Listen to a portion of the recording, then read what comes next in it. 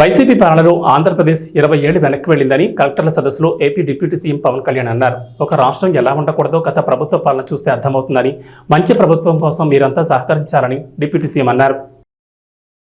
We expect you to bring out your best.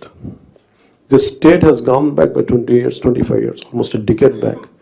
State bifurcation నుంచి కూడా ఈ రోజు దాకా మేము నలుగుతానే ఉన్నాం. And this state's development is very essential for the integrity of this nation.